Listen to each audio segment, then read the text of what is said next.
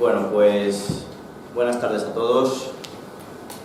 Hoy contamos esta tarde con un ponente de excepción, con el doctor Martín Almagro Gorbea, hijo del también arqueólogo Martín Almagro Bas, natural de Barcelona, creo que por todos sobradamente conocido, catedrático de la Universidad de Valencia, de la Universidad Complutense de Madrid. Es catedrático también y miembro de la Real Academia de la Historia, miembro de número de la Real Academia de la Historia, de la que también es anticuario perpetuo. Y por mi parte también agradecer que fue comisario de la exposición Celtas y Betones. Es un gran especialista en la protohistoria, en Tartesos, en la cultura céltica e íbera. Y por mi parte yo creo que nada más dejar al experto que nos hable sobre las peñas sacras de la provincia de Ávila.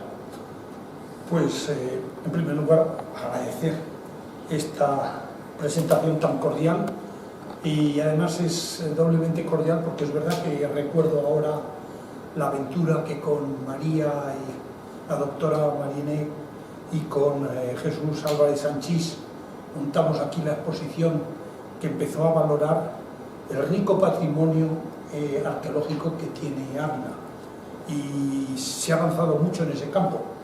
Y yo creo que en esa línea hoy queremos llamar la atención también con un equipo que junto con Jesús Caballero y de nuevo con la doctora Mariné llevamos entre manos valorar un capítulo hasta ahora desconocido de la arqueología abulense, pero me atrevería a decir de la de toda España, que son las peñas sacras. Voy a intentar explicar qué son las peñas sacras, valorar las peñas sacras de Ávila, que son de las más interesantes de la península ibérica y por tanto de toda Europa occidental, y comentar cómo se debe potenciar hacia el futuro este nuevo patrimonio, que es como un capítulo nuevo, como un libro nuevo que hemos encontrado sobre la historia y sobre el patrimonio y sobre las posibilidades turísticas también de estas tierras abulenses. Lo primero que tendría que hacer, pero me voy a aproximar aquí para dominar vamos a ver qué son las peñas sacras, que es este nombre que le hemos dado y que va teniendo creciente difusión. Vamos a explicar un poco también por qué las estudiamos, por qué nos ha llamado la atención ese tema que hasta ahora estaba prácticamente, hasta estos últimos años, estaba prácticamente olvidado. Después, explicar un poco cómo conseguimos que una peña que no habla nos pase información, cómo podemos saber que una peña es sagrada y otra no, porque hay que discriminar para avanzar en este tema.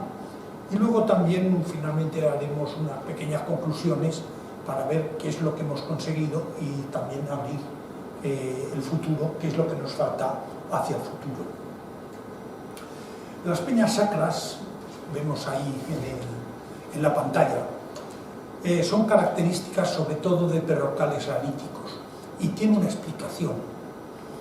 ¿Cuántas veces en uno de estos paisajes graníticos sentimos como, no decir, como poseídos por el ambiente? Tienen capacidad especial de transmitir una sensibilidad que fácilmente puede hacerse religiosa.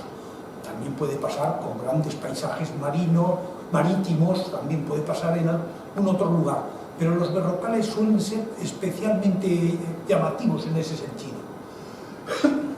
Y ese carácter explica que algunas de las peñas, o con muchas de estas peñas, hayan tenido un carácter sacro. Un carácter sacro que por un milagro, a lo largo de milenios, porque estos son creencias que vienen de los primeros tiempos de la humanidad, como iré exponiendo más adelante, por un verdadero milagro cultural, ha permanecido casi hasta nuestros días. Prácticamente hasta la aparición de la televisión, no porque la televisión sea mala, sino porque ha cambiado las formas de ver el mundo, y con esas formas de ver el mundo se han cambiado las tradiciones y por tanto estamos perdiendo un legado milenario que no nos habíamos dado cuenta que teníamos. Como si se quema una biblioteca y decimos, bueno, son papelotes, y de repente decimos, ay, pero este libro era importantísimo, y ahora estamos casi quemándonos los dedos para intentar recuperarlo. ¿Qué es una peña sacra? Pues una peña sacra es bien sencillo. Es una peña de las que hay en el paisaje que es objeto de culto o objeto de ritos. Hasta el punto que puede haber otras peñas que sean sacras, pero si no tenemos los mitos o culto, no podemos demostrar que lo es y por tanto no podemos incluirla en este estudio. Lo que es interesante es que una peña sacra, por la palabra sacra, quiere decir que está sagrada, es decir, que está apartada del mundo de los vivos, de los hombres, y pertenece al mundo de la divinidad. Eso es lo que le da el carácter sacro, sagrado, eso es lo que quiere decir esa palabra. Y ese carácter indica que tiene unas propiedades sobrenaturales, no del mundo racional que conocemos ahora, por la geología, por la erupción, por la formación de la piedra, que si es un granito, no. Tiene unas connotaciones que están en un plano no racional. Y eso es lo que nos abre un camino nuevo a conocer el mundo de lo no racional, de la religión, de las creencias, de etapas prerromanas, que no podemos conocer ni con excavaciones, ni con epígrafes, ni con los textos clásicos, porque eso no nos dan esa información.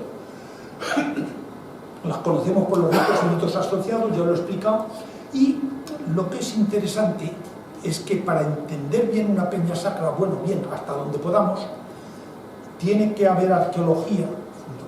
Ahí funcionamos los arqueólogos haciendo tipología, viendo su dispersión, estudiándolas como un objeto de cultura material que es, como lo puede ser un hacha, como puede ser una casa, pero también es sobre todo un elemento de etnología y de folclore, porque son esas tradiciones de larga duración que a lo largo de siglos y de milenios se han conservado, lo que nos da la información precisa para convertir una piedra en un objeto arqueológico. Una piedra que sabemos que ha sido venerada, que ha tenido ritos en épocas prerromanas. Y luego, todo esto hay que estudiarlo, ahí lo digo, a la luz de la historia de las religiones. Es decir, no nos basta el folclore, no nos basta la antropología, que da visiones muy generales. Hay que ir a estudiar los paralelos en la historia de las religiones de otros pueblos, de otras culturas, cuanto más afines, más información da, para poder interpretar esto, lo que es una peña sacra, del mismo modo que cuando hacemos un crucigrama vemos las palabras verticales, las contrastamos con las horizontales y unas con otras nos van completando las casillas y entonces podemos terminar ese crucigrama. Es por tanto este tema de las peñas sacras un tema que además nos ha permitido entender una cosa que yo no había entendido en mis muchos años de experiencia como arqueólogo, que es el tema del paisaje sacro. Es decir, el hombre primitivo, y yo iba a decir el hombre hasta que llega a la televisión en el mundo rural, tiene una visión del mundo, con una palabra más fea, una cosmovisión muy distinta de la nuestra, porque no tenía un conocimiento racional. No puedes pedirle a un celta que sepa lo que es la fotosíntesis de las plantas y cómo se desarrolla un árbol, ni que entienda qué es la pluviosidad y la relación que tiene eso con los manantiales. Para él eso eran milagros de la naturaleza. Entonces una peña, un árbol, una fuente, un río, un monte, eran milagros de la naturaleza que tenían su propio numen, su propio espíritu. Como un niño pequeño cuando se da un golpe con una piedra y le pegas a la piedra porque ha hecho daño al niño. Mira, Pepito, por ser mala la piedra, toma. El niño no distingue si es vivo o es un ente físico. Y eso es lo que estamos acercándonos a través de este campo de estudios. Y entonces con eso se ve lo que es el paisaje sacro. El paisaje para el hombre prehistórico era un paisaje animado y vivo, como el paisaje animado de Fernández Flores, de una famosa película que hubo hace 30 años, que recogía todas estas tradiciones en el mundo gallego. Entonces resulta que es un paisaje animista, lleno de ánimas, lleno de espíritus, que interaccionan con el hombre. A veces causan pavor, a veces te ayudan, a veces tienes que darles lo que ellos te piden, y ese es el tema que ha abierto este tipo de estudios. En ellos es importante el papel que tuvo la exposición de celtas y betones. Si celtas y betones tiene una portada que entonces era una herejía, para ningún celtista de Europa esto era un elemento celta. Lo hicimos con la intención de que esta piedra, que era bien conocida, como ha estudiado la doctora Mariné desde el siglo XIX, y que evidentemente nadie ha discutido nunca que era un altar, por sus características, no puede ser otra cosa, se incluyera en los estudios de los celtas, porque esto formaba parte de nuestros conocimientos. No eran solo las fíbulas y las casas y las murallas, también las peñas lo eran. Esto estamos en el año 2000, 20 años después, tenemos ahora un florecimiento de una peña, ahora tenemos cerca de 1.200 en España y unas 200 en la provincia de Ávila, con una proporción casi de una cada 10 kilómetros cuadrados, o sea que es una de las regiones más ricas de Europa.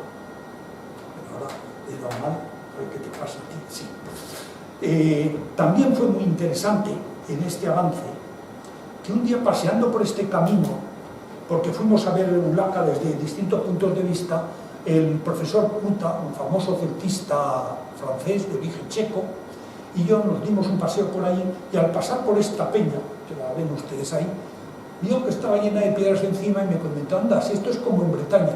Y le dije, pues es verdad, ya no me había dado cuenta, porque estaba explicándole otras cosas y pendiente además de la carretera. Entonces bajamos al pueblo y preguntamos. Y un señor que entonces tendría la edad que tengo yo ahora, me dijo, esto es que hay que tirar una piedra para hacer un responso cuando vas a la sierra.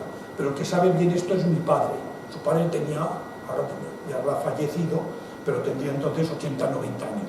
Entonces me explicó con toda naturalidad que evidentemente había que hacer un responso que era tirar una piedra. Porque si no, al subir a la piedra, al subir a la sierra, podías tener un accidente con el carro. Porque los espíritus andaban sueltos. Y al hacer eso, y aquello me sorprendió, y luego mandé a una estudiante a hacer información. La gente que tenía menos de 40 años ni sabía que existía la piedra, lo cual da idea de cómo estamos perdiendo esa información. Pero el hombre que me lo contó me dio una pista que me ha llevado a estudiar las peñas sacras.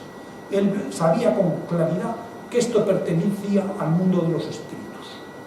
Y el tirar una piedra luego lo he encontrado en un texto de San Martín de Braga, que dice que en las encrucijadas, en los cruces de caminos, los lusitanos tiraban piedras que eran sacrificios a Mercurio.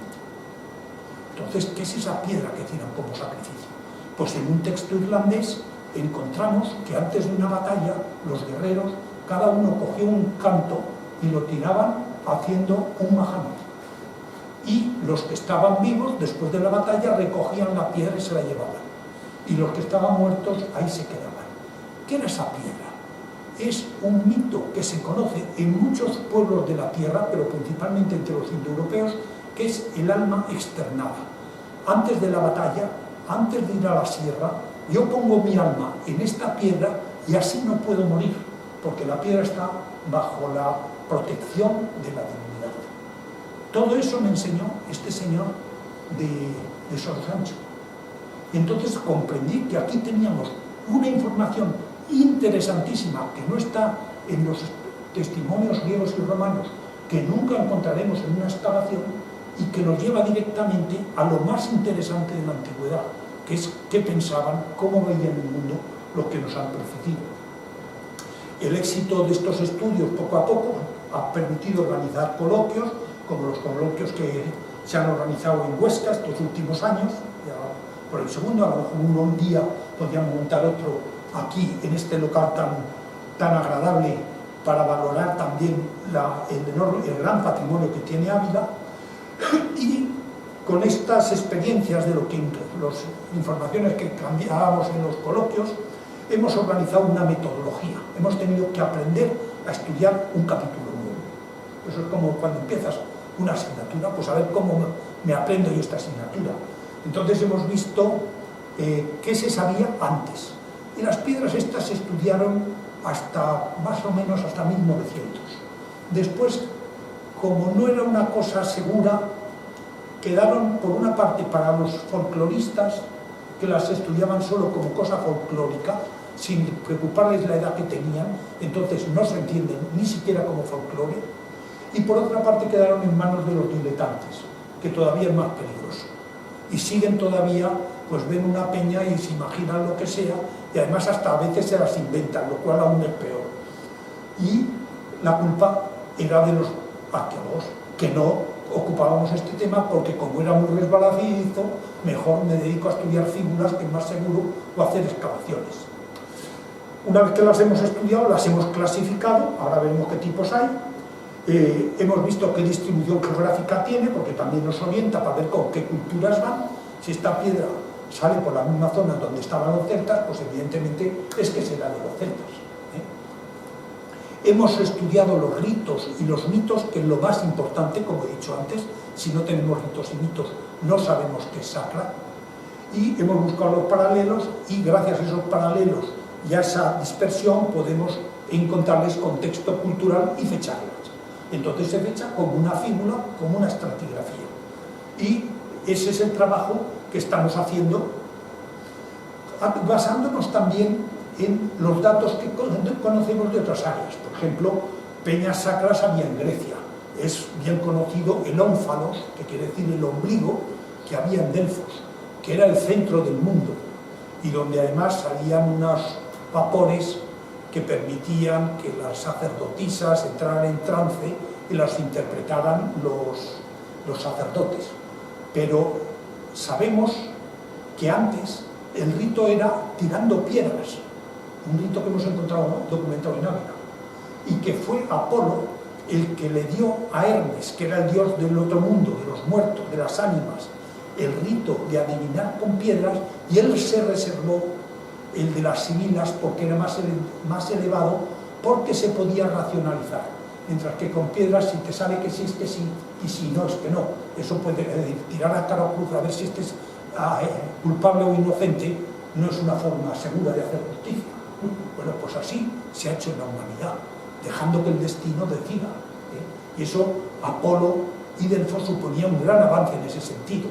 Y esto es lo que estamos aprendiendo en estas peñas sacras.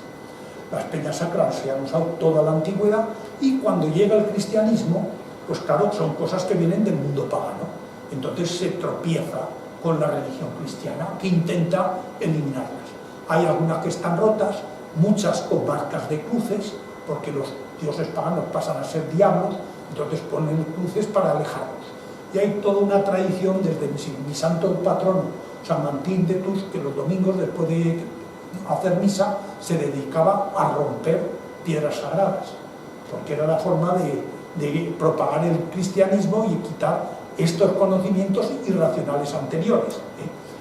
Teodosio II, en cambio, es partidario de que con cruces se pueden consentir, y sobre todo se mantenían porque formaban parte de la cosmovisión de la gente del campo, de los paganos, los que vivían en los pagos.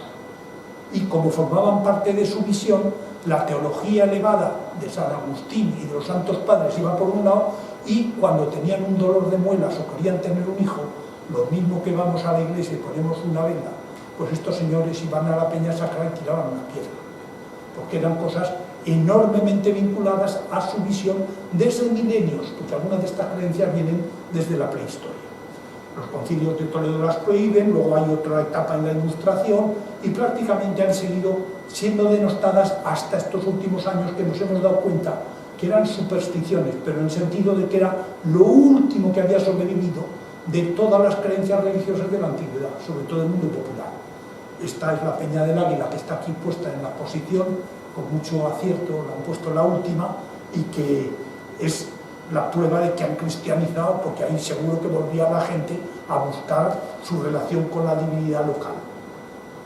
Han sido estudiadas en Francia desde el siglo XIX, con muy buenos especialistas, sobre todo Salomón Reinach, es una de las grandes figuras de la arqueología clásica, pero un hombre de mentalidad abierta, y entonces hizo un buen estudio de las piedras sagradas. Como también Menéndez Pelayo, en la historia de los heterodoxos españoles, tiene unas páginas dedicadas al culto a las piedras, que es de lo mejor que se ha escrito en España hasta que hemos llegado al siglo XXI.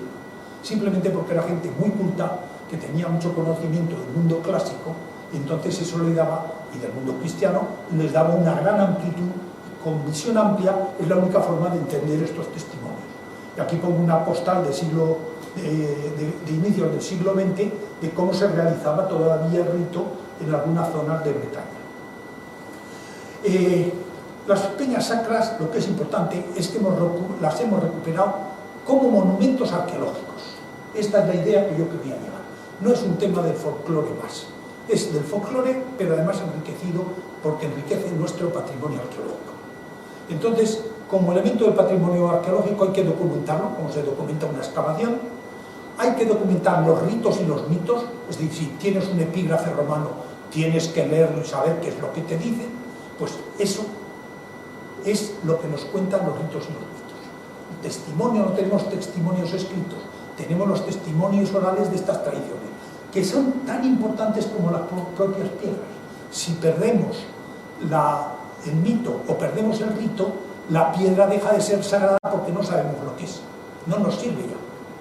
Luego, a continuación hay que estudiarlas en cada zona por tipos, estudiar los tipos a nivel europeo y luego hacer inventarios para poder tener bases de datos que permitan incluso en unos años, antes de lo que pensamos, clasificaciones automáticas y estudios más profundos en cuanto se tenga todo este material fácil de manejar. Y luego valorarlos y protegerlos, insistiría al final, porque forman parte de nuestro patrimonio cultural. Para hacer estas cosas, sin ningún apoyo oficial, económico, se sobreentiende, estoy abierto a cualquier mecenas que me dé 10.000 millones, pero no, a través de pequeños equipos, como el que hemos montado aquí con Juan Caballero y con Jesús Caballero y con la doctora María Mariné, pues hemos montado un equipo en Ávila, otro en Burgos, otro en Cáceres, otro en Portugal, otro, y gracias a eso estamos cubriendo este panorama, este mapa, y pasando información de unos a otros en esos coloquios de Huelva, de Huesca, en las publicaciones que vamos haciendo, aprendemos unos de otros y vamos incorporando todo este rico patrimonio al patrimonio cultural de España. Por ejemplo, la Diputación de Huesca, con mucha perspectiva, ha hecho una página interactiva que se llama Piedras Sagradas, lo pueden ver en internet, y te salen todas las piedras sagradas, cómo las puedes visitar, en qué zona están, puedes montarte una ruta turística, y yo creo que es un aliciente muy interesante, útil para los investigadores y sobre todo para difundir este patrimonio. Aquí en Ávila, capitaneado por Jesús Caballero, estamos también en esta labor de intentar hacer una cosa parecida que se podría luego asociar con lo de Huesca y con otros testimonios que estamos sacando en Extremadura y en Galicia, para entre todos organizar un sistema, diríamos, semiautomático, pero que aquí me he ido para atrás, ahora no sé cómo se va para atrás con estos aparatos, a ver, ahora es para adelante, a ver, pues no, cuanto más le doy peor, ahora, aquí está. Bueno, para hacer esos bases de datos hemos preparado una ficha científica. ¿Cómo se hace una ficha? Pues de una fíbula o de un poblado de los Betones. Y hemos clasificado en tipos las peñas sagradas. No quiero insistir en ello, las que son altares, las que son para adivinar, las que son propiciatorias y otros tipos que vamos a ver rápidamente. Hay algunas peñas que llamo peñas numen. Numen quiere decir que tienen espíritu, es decir, peñas divinas, que son la propia divinidad. De estas no tengo ninguna segura en Ávila, y tenía que haber cientos, pero me faltan los testimonios. Por eso hay que recoger mitos y ritos. Antes de venir a esta conferencia me he ido a Las Cogotas, a ver si alguno de los mogotes que hay allí es una peña numen. Yo estoy convencido, pero no tengo datos que pueda ofrecerles para que objetivamente tengan ustedes que creérselo, o tengáis que creéroslo aunque no queráis. Nos faltan esos testimonios, ya perecerán.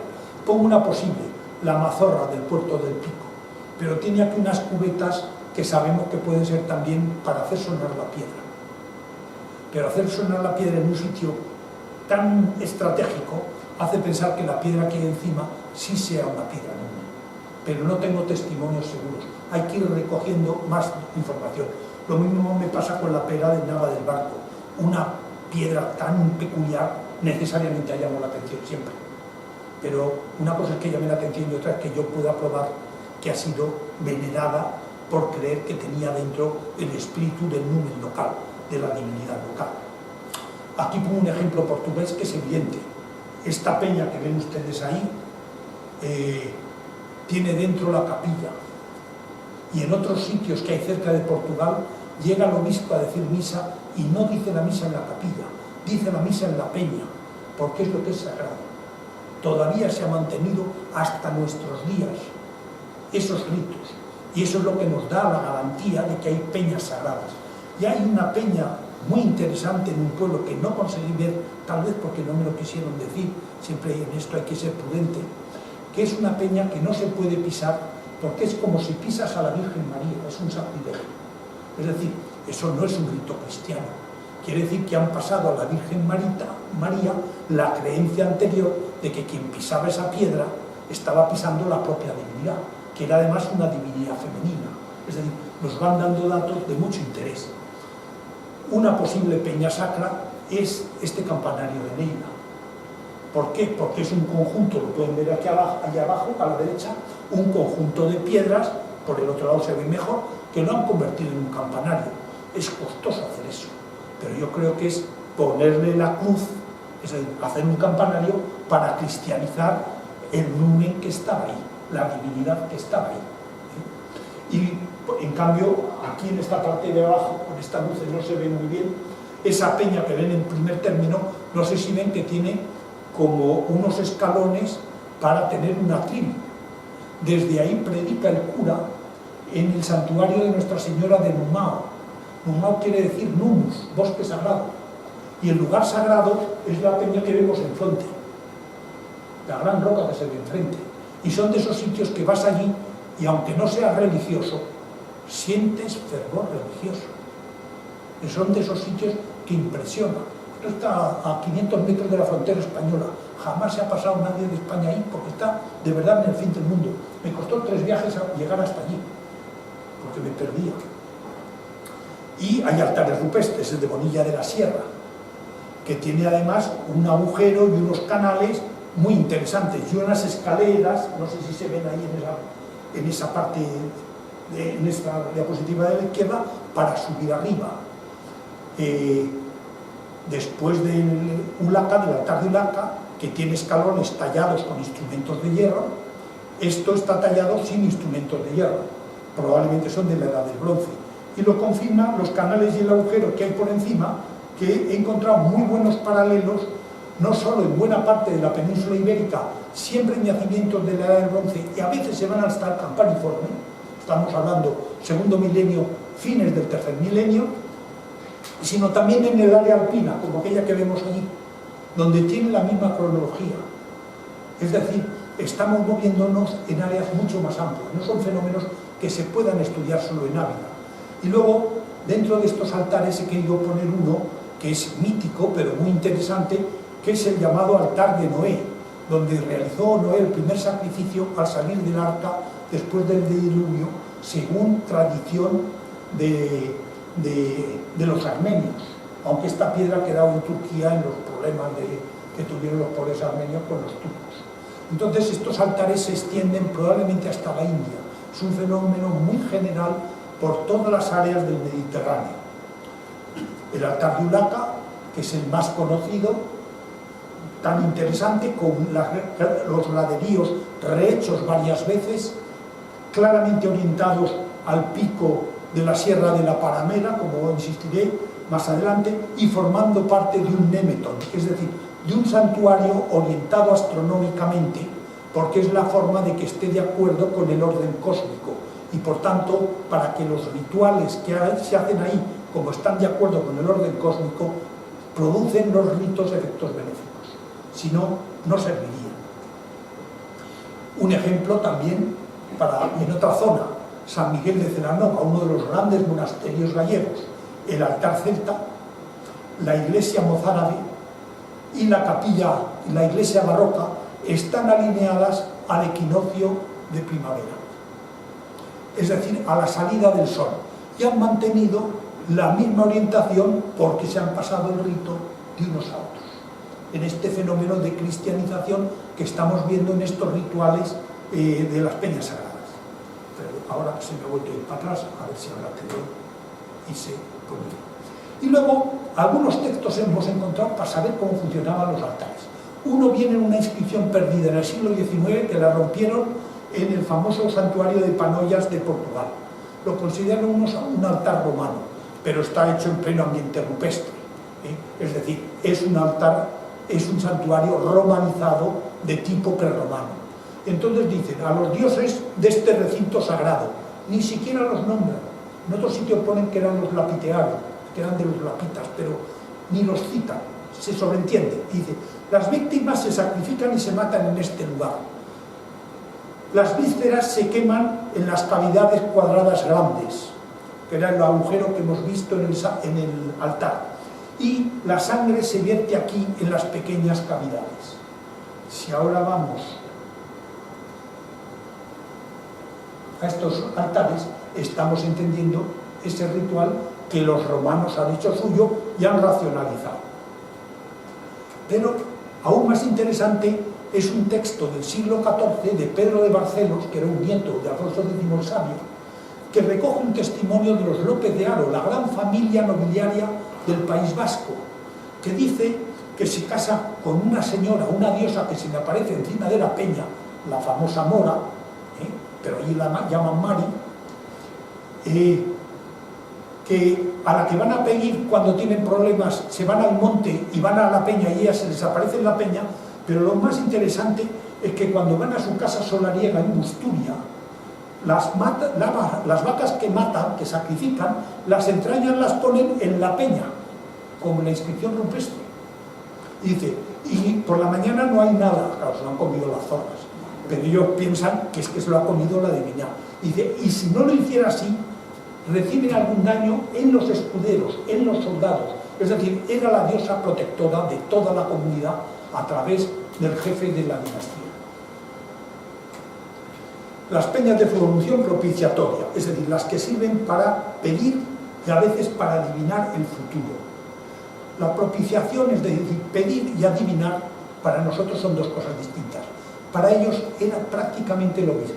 Es decir, yo pido, sobre todo era casarme o curarme de una enfermedad, y al mismo tiempo, al hacer el rito, quiero que la divinidad me diga que sí que me va a curar o que sí que me voy a casar. Son dos cosas distintas, para nosotros lógicas, para ellos era el mismo rito. Y entonces aparecen las mismas peñas.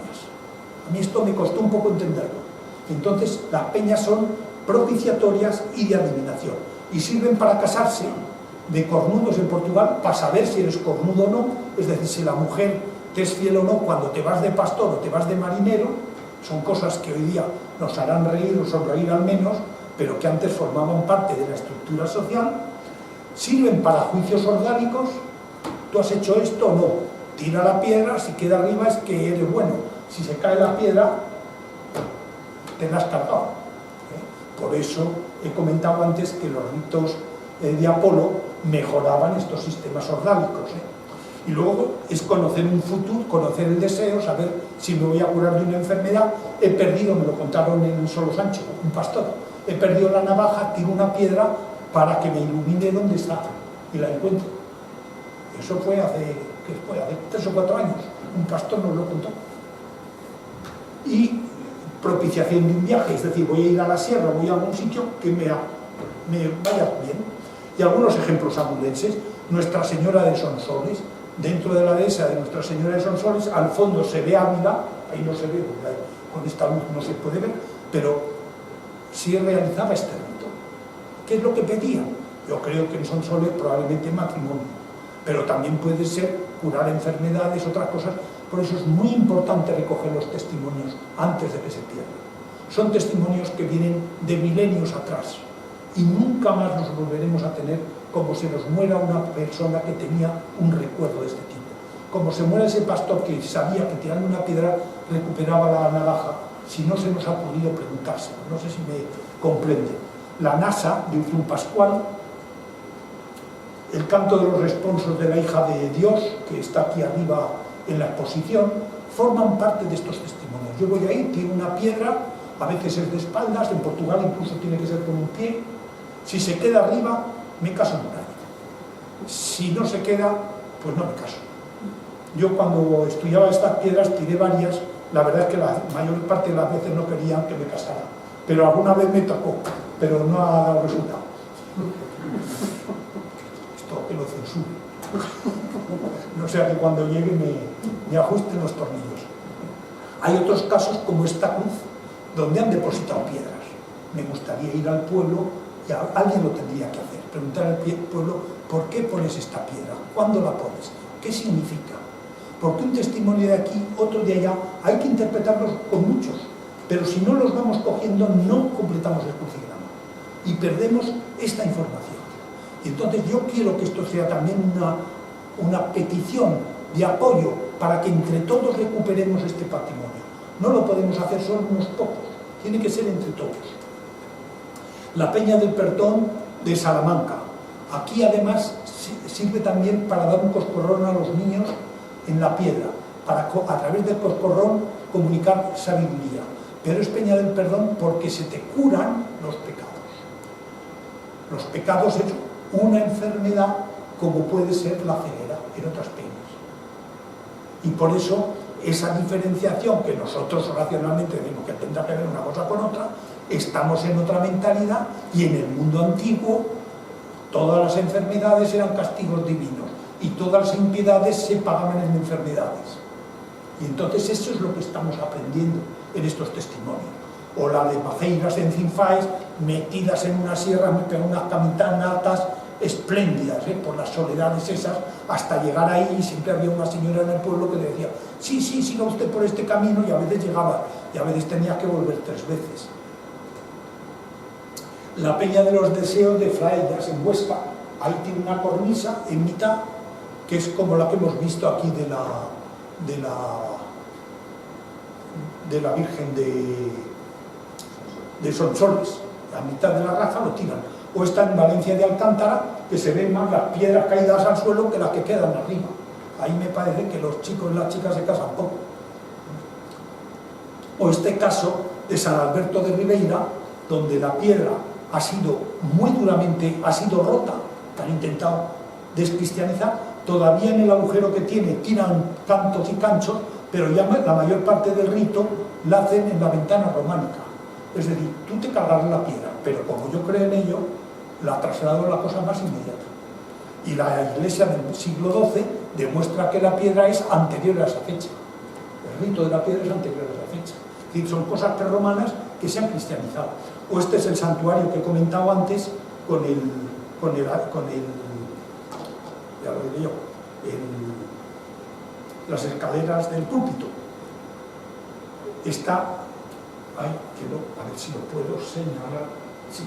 Aquí se ve la capilla, lo que vale es la peña, que es esto de aquí. Al fondo hay una fuente, hay también una cueva, y yendo al pueblo hay una peña con un agujero donde después de hacer ahí la romería, conocerse los chicos y las chicas, al volver al pueblo tiran la piedra. Si la piedra se queda en el agujero, es que la cosa funciona. Y si no, tararí que te vi. Es una explicación, nos parece muy sencilla, pero con esto han vivido miles de veces, porque tirar la piedra era un acto orgánico. Es decir, la divinidad, si quería que tú te esposases con esta mujer o tú te novies con este chaval, hace que tú aciertes. Y si dice que no, hace que la piedra se caiga fuera. No depende de tu habilidad, depende de la voluntad del destino, que es lo interesante para entender estos procesos prerracionales de interpretación del mundo. Aquí tenemos ejemplos en un menhir francés y en un dolmen irlandés. Creo que se ven muy bien las piedras, y aquí como está esta señora lanzando la piedra. Y los paralelos en el mundo atlántico. Es decir, estamos dentro del mundo celta, de estas tradiciones celtas, aunque algunas vienen de más atrás, es decir, se han celtizado como luego se han cristianizado. Luego es muy interesante las denominaciones, no me quiero entretener en eso, pero dependen de las regiones y a veces las denominaciones traslucen que son peñas rituales. Por ejemplo, la ronchadera de Río Frío, que identificó Jesús, todavía se dice, vete a la ronchadera para que te embaraces. O tienes un niño, has pasado por la ronchadera. Y en otro pueblo de Cáceres me dieron una pista, no sé si es verdad, pero es muy posible. He tenido un resbalón. ¿Por qué? Porque para nosotros eso es una cosa que nos parece muy mal. Entonces tener un hijo no era mal en el mundo popular. Era lo esencial para tener pervivencia y apoyo económico para sobrevivir. Es decir, es otra mentalidad y por tanto hay que entenderlo con otra mentalidad. Desde nuestra mentalidad no podemos interpretar esto. Aquí está la esbalaira de San Pablo de los Montes, la llaman arrastraculos. El nombre no puede ser más significativo. ¿Por qué? Porque los franceses, que recogieron muy bien los ritos en el siglo XIX, nos cuentan que para que el rito tuviera eficacia tenía que hacer poniendo las posaderas directamente sobre la roca, porque la roca era el numen y el numen era el que te fecundaba. No en ningún sentido morboso, sino lo mismo que vas a poner una vela y la Virgen te da un niño. Pero tienes que cumplir los rituales tal como están preceptuados. Yo esta, que es la última que me acaban de comunicar hace 2 días, la eslingadera de Luna, Zaragoza, que la rompieron en 4 sitios porque la gente se desgraciaba. Iban allí, la pendiente se ve que era mucha, y algunos se rompería un brazo, una pierna. He visto darse un tastarazo conmigo, uno que intentó probar en Galicia, y si no lo sabes hacer bien, es que te esmorras. Bueno, y aquí tenemos estos testimonios de Francia, que es donde hay más documentación, y junto con las piedras resbaladeras están las piedras oscilantes o caballeras. Esta que vemos en Casar de Cáceres, en Montánchez, en la Sierra de Montánchez, ahí está Rosso de Luna, está Hernández Pacheco, es decir, es una expedición científica en los años 20, es una peña que iba la mujer, daba una vuelta a la peña y se quedaba embarazada. Es decir, es el equivalente a las piedras resbaladeras. No tenemos piedras de este tipo en Ávila que se nos hayan conservado. Seguro que las había. A lo mejor aún queda alguna. Por eso es importante comunicarlo. Y aquí tenemos la escena, la peña oscilante de la Vigornia, que es posible que tenga algún eco ritual, porque se habla de los quintos y tal, pero hay que buscar a ver si alguien nos da detalles mejores, porque a veces un pequeño detalle ya permite interpretar lo que nos faltaba ahí. Otra vez he ido para atrás. El Penedo do Pecado, que contaba antes, que aquí en esta peña se rifan los chicos, o se rifaban hasta hace 20 años, los chicos y las chicas, y formaban pareja durante un año. Si la cosa iba bien, se casaban. Si la cosa no iba bien, volvían a la rifa al año siguiente. Y lo hacían cantando peanes.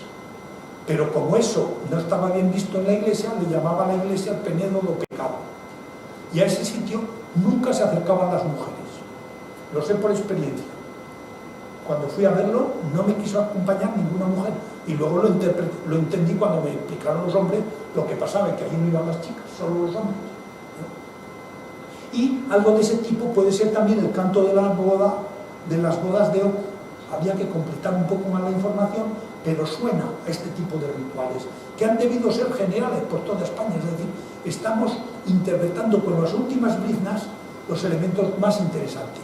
También hay peñas curativas. En Ávila no he localizado, pero esta, por ejemplo, está en Santa María de Rianso, y es la piedra del riñón.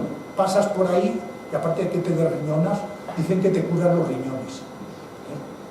Y por eso aquí la he puesto con el paisaje del mar, pero normalmente está la gente pasando. Y eso es un rito de paso curativo, que podían ser también las termas como la de Ulaca, ese agujero que hemos visto. Son de iniciación, pero pueden ser también con este mismo sentido. También hemos identificado, por ejemplo, en un lecho, no sé si ven que tiene hasta la almohada, en un pueblo de Cáceres, que son lechos para tener sueños, que son los sueños a través de los cuales la divinidad te comunica el futuro, en vez de tirarle una piedra es con un sueño, o te dice lo que tienes que hacer para curarte, o para tener un hijo. Y pues espérate a la luna nueva, tú lo haces en la luna nueva, entonces te quedas embarazada a tu mujer, o tu mujer se queda embarazada. El único caso podría ser el esprimijo, pero ese nombre hace pensar que se trata más bien de un lagar. Y yo, por tanto, no veo todavía en Ávila ningún lecho de estos curativos que, por ejemplo, este que he puesto es de Cáceres, pero en Galicia tengo localizados una docena. Y luego hay otras peñas sacras como los tronos, las peñas solares, las peñas soló. Vamos a ir deprisa. Los tronos, pues hay peñas que son tronos. Muy probablemente, por los textos que tenemos que se han conservado en Bretaña y en Galicia, seguramente con función jurídica. Ahí se sentaban y hacían justicia. Y era el lugar donde era válida la justicia. Como hoy día, por ejemplo, si un juez no va al juzgado, no puede dictar sentencia. Todavía son tradiciones de este tipo. Fíjense bien, que lo podríamos hacer por internet, no, tiene que ser en el juzgado. Y con las normas preconcebidas. Y eso lo digo por los paralelos en Europa Occidental, que hoy día no me puedo meter. Pero es interesante que probablemente eso, y lo dijeron ya hace años, mi querida compañera Alicia Canto, la silla de Felipe II del Escorial. Que no es que se sentara ahí Felipe II, eso es un mito que se ha creado después, sino que muy probablemente era un sitio donde se realizaban rituales, probablemente de tipo jurídico, pero tampoco podemos excluir que fueran de otro tipo religioso. Las peñas de carácter astronómico. No había entonces relojes y para que los rituales fueran eficaces tenían que ser en el sitio adecuado y en la fecha adecuada. ¿Cómo lo sabían? Viendo cuándo pasaba el sol por determinados puntos del horizonte. Pongo este ejemplo tan bonito de las penas de Rey en Lugo y este caso interesantísimo, que es el que a mí me abrió los ojos en Ulaca, porque si se fijan el altar está orientado al pico más alto, al risco, ¿cómo se llama? Al risco del sol de la Sierra de la Palamera. Y además, junto con los fenómenos solares, hay que tener en cuenta también los fenómenos lunares, que eran mucho más importantes, porque eran los que determinaban los meses y las quincenas, y sobre todo los embarazos de personas y de animales, y también las estrellas, las principales constelaciones, que los celtas conocían muy bien. Y entonces todo ese mundo nos lo informan estas peñas sacras. Es un campo, por tanto, muy atractivo y muy interesante. Las peñas sonoras, cuyo descubrimiento de testimonios fehacientes se debe a Jesús Caballero, porque antes yo tenía otros de distintos sitios de España, pero no con canciones que se puedan registrar, que es un verdadero fósil viviente, es como si viéramos, no sé cómo decir, un trilobites corriendo por el campo. Oiga, que es un trilobite, que esto ha desaparecido hace no sé cuántos años. Y con las cuarcitas con las que golpean el granito hasta 0 quedades. ¿Cuántos cientos de veces habrán dado? Lo mismo que cuántas veces se han resbalado por una resbaladera para que tenga 4 dedos de profundidad. Eso da idea de que son de carácter ritual, es decir, que se hacen repetidas veces. Las saunas rupestres con el agujero para pasar, que hemos comentado antes, la idea de paso y por tanto de transformación. Las paridolias, con este nombre tan feo, las paridolias son esas nubes en las que reconoces o una flor, o un perro corriendo, o un camello, que es un fenómeno que siempre ha visto la humanidad y que ha sido el inicio de la mitología, porque en las paridolias se reconocían cosas que obligaban a estimular la imaginación y la memoria humana, y han sido los primeros pasos en el proceso de un mundo irracional hacia un mundo racional. Por eso vienen de un mundo del paleolítico probablemente inferior y tienen paralelos prácticamente en todo el mundo. Aquí en Ávila no tenemos ninguna con seguridad que sea de tiempo prehistórico, no las hemos sabido encontrar, pero pongo una de Toledo con una forma de calavera que realmente es muy atractiva y que probablemente es un altar. Junto con las paridolias están también las huellas míticas, es decir, formas, normalmente suelen ser fósiles, que la gente interpreta en esa mentalidad prerracional como pisadas del diablo, como pisadas del caballo del Cid, como pisadas cuando se cristianiza, de la Virgen o de los santos, y que forman parte de ese paisaje mítico, sobrenatural que estoy comentando. Me cachis la pena. Bueno. Entonces, para terminar y terminando, ¿qué hemos aprendido de las piedras sacras? Pues lo que acabo de comentar, que se conocen muchas peñas nuevas. Cuando empecé a interesarme con una que había en Lácara, en Badajoz, conseguí identificar 130 en la península ibérica. de las cuales yo creo que por lo menos 50 hoy día las pondría en duda, porque también a veces te pasas. Interpretas que es una peña sacra, luego cuando aprendes dices, pues no lo es. Luego, hemos aprendido que hay muchos más tipos de lo que yo conocía. Hace un año, pues no hablaba, por ejemplo, de paridolias, y no tenía, hace 2 años, ningún testimonio válido de peñas sonoras. Sabía algunas que sonaban y sonaba la campana, pero me faltaban los mitos explicativos. Eso es lo que quiero decir, que vamos avanzando. Luego, muy importante, hemos documentado muchos mitos y ritos, y eso es lo que nos da mucha información, porque lo que aclara una peña aquí me sirve para otra peña allá, y vamos así completando el crucigrama. Hemos hecho una gran catalogación, tenemos ya cientos de peñas catalogadas, algunas en bases de datos como las de Huesca. Hemos avanzado en los métodos de estudio, las estudiamos ya con seguridad, es decir, ya sabemos estudiarla, ya no es un tema de aficionados, y hemos creado una página web que se puede ver, y ahora nos queda un capítulo importante, que es protegerlas y aprender a disfrutarlas para el turismo. El significado, ya hemos dicho lo que es, no quiero insistir. Para el hombre primitivo era un espíritu, y eso nos ayudaba a entender que el mundo lo veían como un mundo animado. Y eso es una cosa que tenemos que aprender los arqueólogos. No puedes interpretar un castro sin saber cómo veían el paisaje de alrededor las gentes que vivían en el castro, porque se te escaparán muchas cosas. Y eso es lo que nos han enseñado las piedras sacras, que además nos testimonian la religión popular de esas gentes, y solo lo interpretamos a través de este campo. Por eso es un campo complementario, pero muy enriquecedor de lo que sabíamos de arqueología. Otro tema muy delicado es la conservación. Cuando estudié uno de los tipos de peñas sacras, las que son adivinatorias, había destruidas un 15%, alteradas otro 7%, no localizadas, es decir, que había noticias, pero la gente ya no sabía dónde estaban, es decir, perdidas, otro 12%. El rito perdido, 54%, es decir, apenas quedaba un 10% de peñas conservadas. Probablemente esto es hace 10 años. En estos momentos eso a lo mejor ya es la mitad. Es por tanto también una llamada a valorar este patrimonio antes de que se nos acabe de escapar de las manos. Y luego recordar que este patrimonio aparece en paisajes muy bellos y a veces muy retirados, que son de verdad los auténticos paisajes naturales.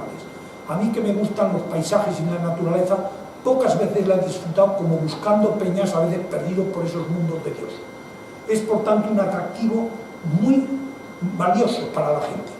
Y además une un turismo de calidad con gentes que les gusta la naturaleza, que tienen sensibilidad por el medio ambiente, por el medio natural, que les gusta y saben disfrutar los paisajes, y que les gusta el patrimonio cultural, porque esto es un patrimonio cultural como las iglesias románicas, en cierto sentido más atractivo, más misterioso, más toca la raíz última del conocimiento y de la sensibilidad religiosa humana.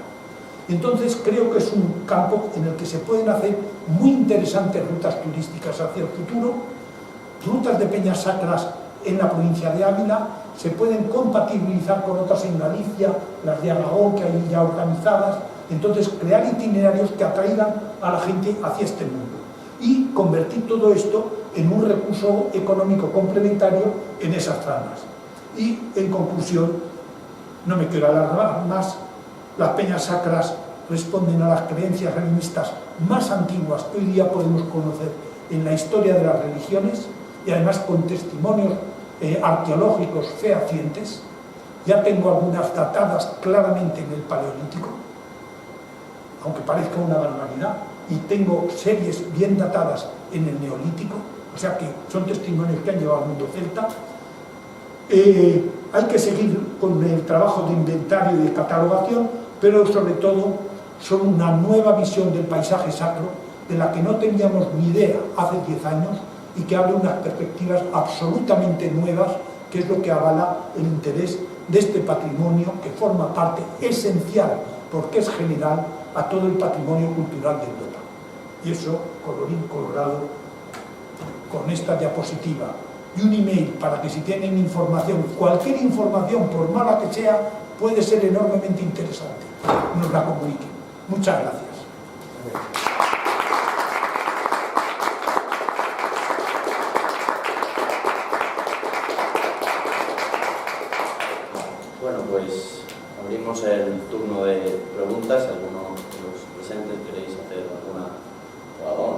diálogo de gente que seguro que tenéis experiencias también en vuestros pueblos aquí.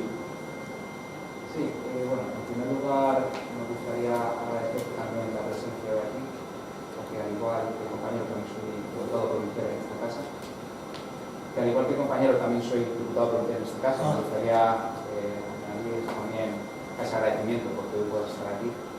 Y la verdad es que escuchándote desde un punto de vista personal, de una persona que no ha tenido un contacto con el estudio de los fenómenos arqueológicos, más allá de la pura afición y de lo poco que puedes leer actualmente en los libros o en internet, alguna cosa que tienes en concreto, sí que es cierto que a mí me ha dado por recordar un poco también esa sensación que sobre todo se experimenta dentro de la gente ya de avanzada edad, en un pueblito pequeño de la provincia de Ávila en este caso, de esa sensación, de ese conocimiento de la naturaleza más allá de lo puramente racional.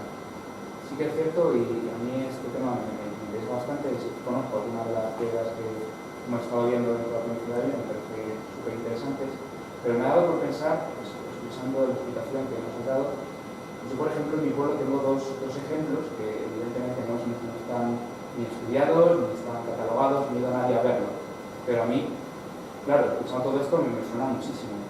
Uno de ellos es una piedra que la llamamos el Picuezo, que está justo... ¿Cómo se llama? El Picuezo, que hace justo un alto, donde se extiende todo el Valle Andrés al fondo. El pueblo se llama La Sagrada, está aquí en el Valle Andrés. Y que es una piedra que además es visible desde todos los lados del camino. Y además es una piedra que justo detrás está documentado, y eso sí que está documentado, un yacimiento del Calcolítico. Un yacimiento donde ustedes pueden encontrar cintas de lanza, se encuentra cerámica, incluso yo tengo un sitio donde se está, un cacho de cerámica que se pueden apreciar las huellas de las personas, incluso tengo un molino por ahí también sobre la piedra, y es un sitio muy característico, muy representativo, y claro, te da por pensar, igual esa piedra, concretamente, que conoce todo el mundo toda la vida, desde generaciones, ha sido una piedra señalada dentro del pueblo, que pudiera tener algún tipo de relación con esto. Y también hay otra piedra, más arriba, en un cerro que está cerca, digamos, vamos a decir, entre La Sagrada y Río Frío, que precisamente ha habido una de las piedras que está en Río Frío, que de toda la vida es la piedra lisa. Es una piedra que más se ve claramente como es un bloque de granito que corta, y de toda la vida ha ido la gente a tirarse por allí. Pues esta es una resbaladera. Sí, pero Esa está fichada. Y la otra, claro, hablar por referencia sin verlo es como ir al médico y decir, a mi tía le duele por aquí, que es lo que tiene, pero ya iremos a verlo. Pero puede ser una piedra numínica, es decir, una piedra del numen del territorio por la visibilidad que tiene, pero eso tengo que ir a verlo. Hace justo una especie de pico. Sí, sí, eso hay que ir a verlo. Y unas podremos decirlo con seguridad, otras no. Pero entre todos, yo agradezco muchísimo esta información, porque estas informaciones, unas con otras, al final hace que conozcamos esto como un nuevo capítulo de nuestro patrimonio cultural y de nuestras posibilidades turísticas, porque suelen ser sitios muy bonitos, porque vas y ves el paisaje y por el camino hablas y te encuentras con la gente. Es decir, es una forma de aproximarnos a toda esta enorme cultura popular que hemos perdido sin darnos cuenta. Y cuando hablas con un señor mayor y le preguntas por estas cosas que él entiende porque es su vida, te las explica con todo el interés. Porque parece ser que porque son menos racionales que nosotros es un desprecio. No, estamos en otra fase de avance de la, no sé cómo decir, de la cultura humana. Y la cultura humana lo es todo, lo es todo. Yo creo que por eso es muy interesante y agradezco mucho esta información y la tendremos en cuenta, porque ahora nuestro esfuerzo es hacer un estudio amplio, conseguir publicar un buen libro de las piedras sagradas de Ávila, porque será de enorme interés para toda Europa occidental, porque esto le interesa a un irlandés y le interesa a un alemán. Desde luego a mí muchas veces me da por pensar que es una pena la cantidad de patrimonio que existe, entre comillas, perdido en sitios más recónditos de todos los sitios, y que es increíble cuando alguien o cuando una persona desde un punto de vista científico es capaz de acercarse a ello y poder reconocerlo. Allí, por ejemplo, lo que no tiene que ver, creo, con este tipo de asuntos, hay una casa de toda la vida que está construida en una piedra enorme que se ve claramente como hay un tallo de algún tipo de buey o algún tipo de bestia, que la gente dice que es un ara romano, pero que está ahí, que forma parte de una casa nadie ha documentado, nadie sabía que estaba hasta hace poco. Son cosas, pequeñas cosas curiosas que nos van encontrando, la verdad. Pues a medida que vamos avanzando en la cultura tenemos que ir recuperando este patrimonio y salvando este patrimonio porque nos enriquece a todos. Y yo creo que en eso también lo quiero señalar. El trabajo que ha hecho Jesús Caballero y la exposición que he visto aquí arriba es un paso adelante muy significativo, porque además también es sensibilizarnos todos, es decir, solo con eso, oye, ya somos más cultos, ya sabemos más, ya valoramos más lo que tenemos. Yo creo que es positivo y esto es optimismo, aunque haya piedras que se están perdiendo y por eso nos quejamos más de lo que nos duele que del zapato que no te duele, claro. Sí, sí. Bueno, yo lo primero agradecerle la conferencia A todos ustedes, oigan. y unirme también a la información. Y es que en el pueblo de Navarredonda de Gredos hay a la zona de arriba, digamos, una piedra que se llama el sillón del rey y de la reina. No sé eso si tiene algún tipo, pero ya solo el nombre que esté así. Y después sí que acuerdo de ir de niño y subir y estaban al menos las pozas excavadas para sentarse y solo que escalones. Pues no tiene por qué tener escalones. Yo le pediría o te pediría que le hagas una foto con el teléfono y me la mandes a eso de anticuario @tal, o se lo pasas a Jesús Caballero, me da lo mismo. Lo estudiamos y te comentamos lo que sepamos. Y si hay alguna tradición de que se subían allí o que se sentaba la reina mora, lo que sea, en el pueblo, en 2 o 3 líneas nos lo pasas, porque a veces un pequeño dato, eso del pastor que te dice, pues yo tiro una piedra para encontrar la navaja. Oye, quiere decir que esta peña no era solo de casarse, que también era de petición. No sé si me explico. Y en Marco de Ávila hay otra, la Peña del Brujo, o del Bujo, se llama así, y pues irnos pasando información, la iremos procesando porque estamos completando el catálogo.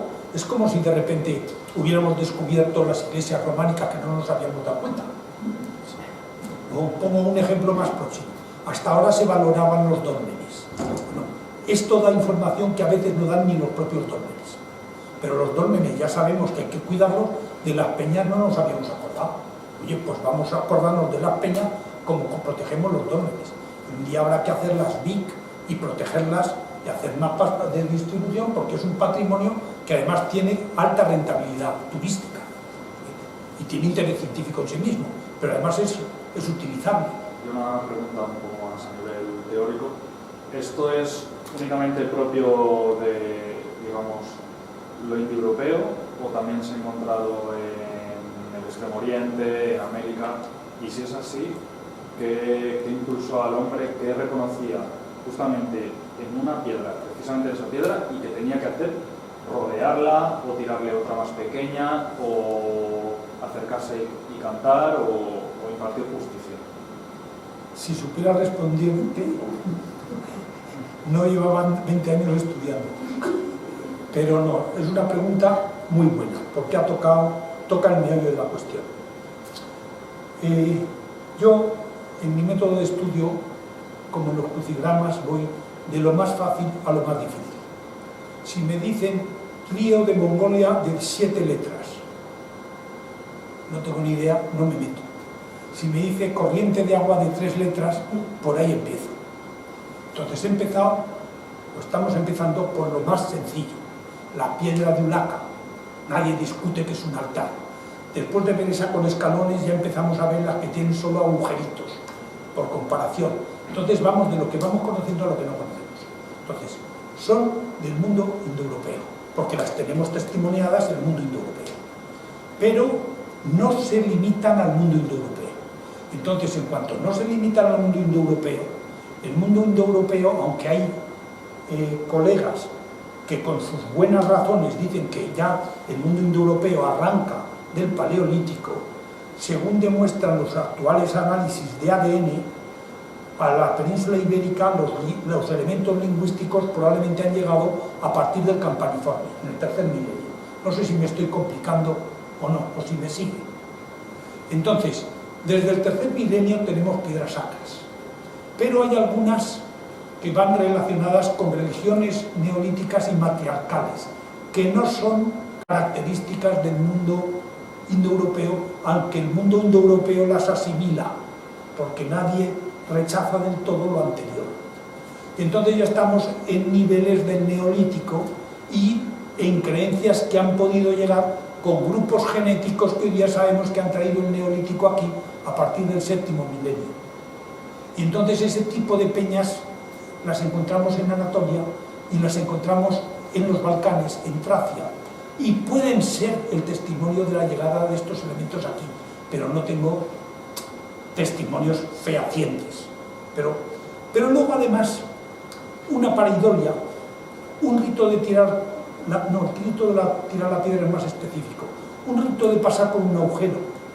Esos los hay en muchas áreas del mundo.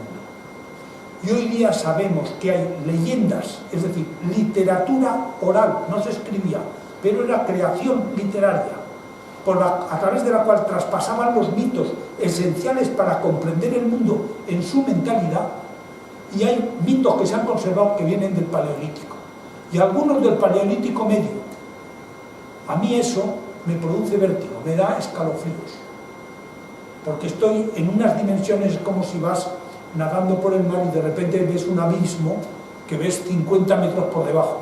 Oye, aunque no te hundas, solo con mirar te quedas así. Y entonces hay temas que vienen del mundo paleolítico, que han pasado al mundo indoeuropeo, del mundo indoeuropeo al mundo celta, y han acabado cristianizados. Y eso es el enorme atractivo que tienen estos campos, pero son muy resbaladizos, hay que andar con mucho cuidado, estudiando paralelos, para poder conocer estas cosas con suficiente seguridad. Por eso me has hecho una pregunta muy inteligente, pero muy difícil. Te he contestado en lo que en estos momentos estoy viendo, pero dentro de 6 meses espero saber más y dentro de un año te podré completar algo más lo que te estoy diciendo hoy. Hay una cuestión... Que no sea tan difícil. Pero ahora cuando hemos estado viendo los tipos, cuando hablabas del tema de que daban las vueltas y tiraban las piedras, me he acordado de una tradición que queda en Ávila, es además el único pueblo que sigue haciéndolo, que además coincide con el solsticio, o sea que es una cuestión que siguen haciendo, que es en Semana Santa, el día de Viernes Santo, entre Blasco Millán y Herreros de Suso, sale la gente a hacer tinieblas, o sea, por la noche, van hasta una cruz que hay en el alto entre los dos pueblos y empiezan a rodearla y a tirar piedras a la cruz. Que a lo mejor es que puede ser que he visto con piedrecitas. No, la tiran. Sí, sí. La explicación que dan ahora es que es el pueblo judío que tira piedras a Jesucristo. Pero claro, si se tratara de una cuestión anterior, de una tradición anterior que luego se ha cristianizado o anterior romanizado, pues ahí queda una tradición que se sigue realizando Viernes Santo y van allí y todo el pueblo y van cantando y luego van en silencio y luego vienen cantando en Blasco Millán. Sí. Eso claramente es un rito prerromano cristianizado. Por ejemplo, evidentemente la circunambulatio, el dar vueltas alrededor de 3 veces, además típicamente celta. Eso ya hay testimonio, vamos, te podría dar un listín telefónico de paralelos. Luego, en el mundo cristiano, en ningún sitio se hace eso. No es cristiano. Es decir, se ha adaptado para coger esta tradición que no te puedo quitar, como dice Teodosio II, pues te cambio esto y por lo menos es aceptable. Por eso tienen tanto interés.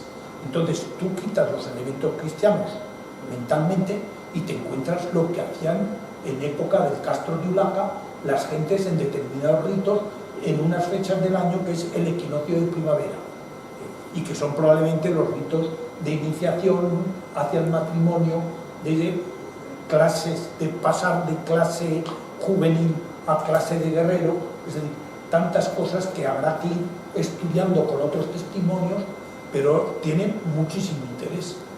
Lo grabamos además. Y es que son testimonios de un interés enorme, que parece mentira.